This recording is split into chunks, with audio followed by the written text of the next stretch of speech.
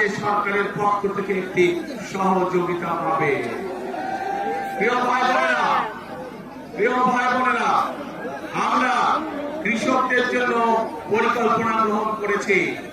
এই এলাকাটা হচ্ছে কৃষি প্রধান একটি এলাকা।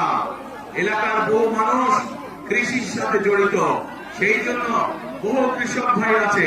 এই কৃষকরা যদি ভালো থাকে, বাংলাদেশের মানুষ ভালো থাকবে, এবং কৃষকরা যাতে ভালো থাকে, তারা যাতে সহজে কৃষিজাত দ্রব্য, বীজ, সার, কীটনাশক, ওষুধ তার প্রয়োজন মতন পেতে পারে, সেই জন্য আমরা কৃষক ভাইদেরকে কৃষি কার্ড পৌঁছে দিতে চাই, যার মাধ্যমে সে সহজেই কৃষি ঋণ পেতে পারবে, যার মাধ্যমে সে সহজেই তার প্রয়োজনে কীটনাশক, ওষুধ, বীজ, সার সবকিছু পাবে। শুধু তাই নয় প্রিয় ভাই বোনেরা, আমরা সিদ্ধান্ত গ্রহণ করেছি 12 তারিখে আপনাদের ভোটে ইনশাআল্লাহ আমাদের বিএনপি সরকার গঠন করলে আমরা সারা বাংলাদেশে নীলফামারীতে অবশ্যই সারা বাংলাদেশে কৃষকদের 10,000 টাকা পর্যন্ত কৃষি লোন সুদ সহ আমরা মৌকুফ করবো ইনশাআল্লাহ। এখন প্রিয় ভাই বোনেরা, আমরা সিদ্ধান্ত গ্রহণ করেছি যে আমরা আমাদের এই সমাজে এক শ্রেণীর মানুষ আছে যাদের অবদান আমাদের জন্ম থেকে মৃত্যু পর্যন্ত। এই মানুষগুলো কারা?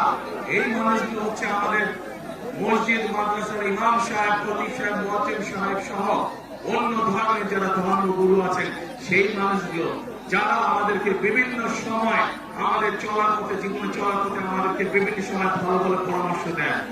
এই মানুষগুলো অনেকেই অনেক মানবতর জীবন যাপন করেন। ইনশাআল্লাহ বিএনপি সরকার গঠন করলে পরে 12 তারিখে ধানের শীষ বিজয় হলে পরে আমরা এইসব ধর্মীয় মানুষ যারা আছেন তাদেরকে আমরা সরকারের পক্ষ থেকে সম্মানের ব্যবস্থা করতে চাই, যাতে করে তারা একটি সম্মানজনক জীবন যাপন করতে পারে।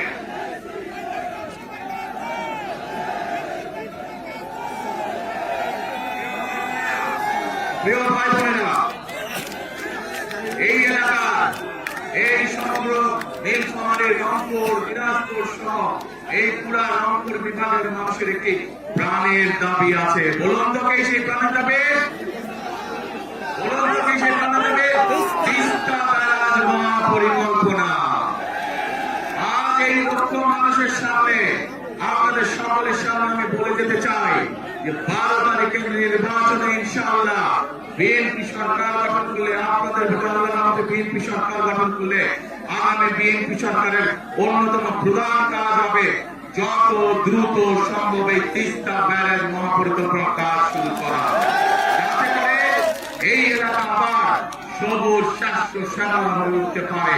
এই এলাকার খাল বিলগুলোতে যাতে পানি ভরে যেতে পারে, যাতে মানুষের ব্যবহারের জন্যই হোক আর কৃষি কাজের ব্যবহারের জন্যই হোক, এই এলাকার মানুষের জন্য পানির কষ্ট না হয়। সেই জন্য বিএনপি সরকার গঠনের সাথে সাথে যত দ্রুত সম্ভব দ্রুততার সাথে আমরা তিস্তা ব্যারাজ মহাপরিকল্পনা কাজ শুরু করতে চাই।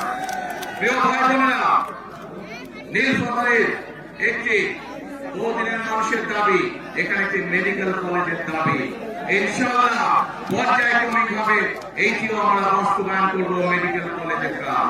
একই সাথে পাশে যে কিশোরগঞ্জ জেলা আছে, সৈয়দপুর জেলা আছে, এটি একটি শিল্প অঞ্চল।